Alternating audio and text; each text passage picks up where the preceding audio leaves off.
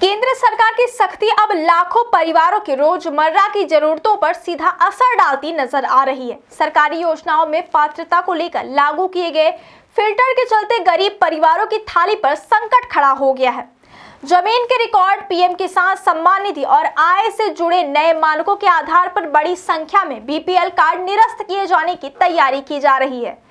खाद्य आपूर्ति विभाग के आंकड़े बताते हैं कि जिले में करीब 3,69,000 परिवार ऐसे हैं जो इन नए मापदंडों के कारण सरकारी राशन की पात्रता से बाहर हो सकते हैं।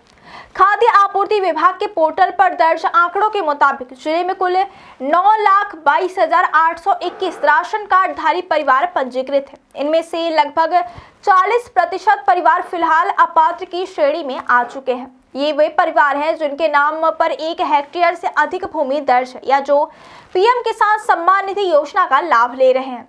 विभाग की ओर से फरवरी माह तक ऐसे सभी परिवारों की सूची तैयार कर उन्हें नोटिस जारी करने की प्रक्रिया शुरू की जाएगी।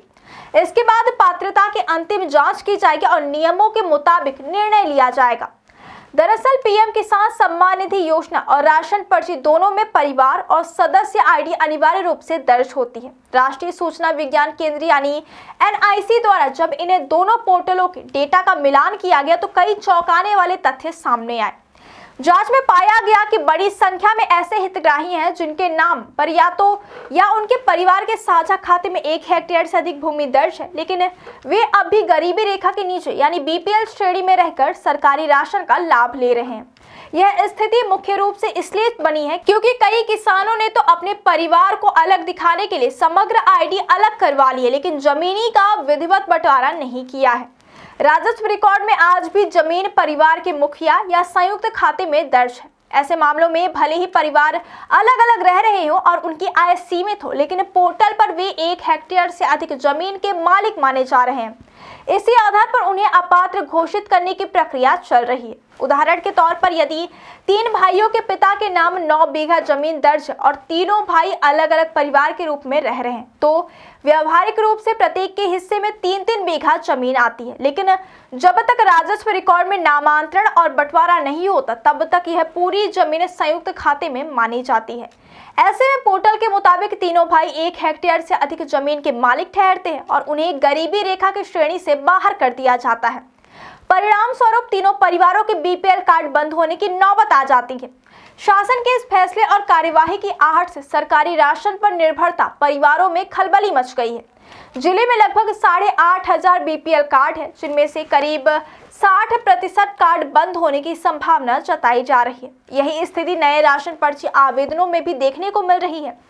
यदि किसी परिवार की वार्षिक आय 6 लाख रुपए से अधिक है, घर पर 4 पहिया वाहन है, पीएम किसान सम्मान निधि मिल रही है या 1 हेक्टेयर से अधिक जमीन दर्ज है तो वह परिवार स्वतः ही राशन की पात्रता से बाहर हो जाएगा। खाद्य आपूर्ति विभाग का कहना है कि सभी चिन्हित परिवारों को अपनी बात रखने का अवसर दिया जाएगा।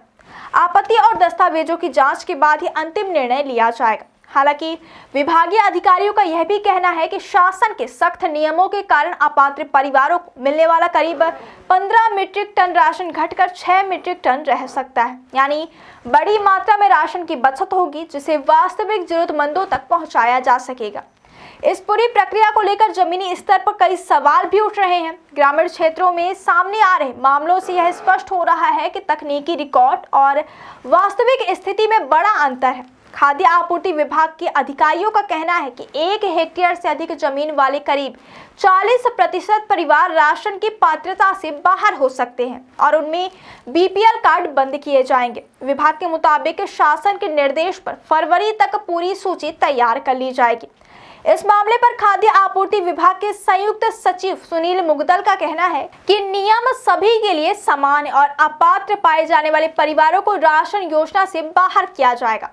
कुल मिलाकर केंद्र सरकार की इस सख्ती ने एक और जहां अपात्र लाभार्थियों को योजना से बाहर करने की दिशा में कदम बढ़ाया है, वहीं दूसरी ओर हजारों ऐसे परिवार भी इसकी चपेट में आ रहे हैं जो तकनीकी खामियों और अधूरे राजस्व रिकॉर्ड के कारण सरकारी राशन से वंचित होने की कगार पर खड़े हैं।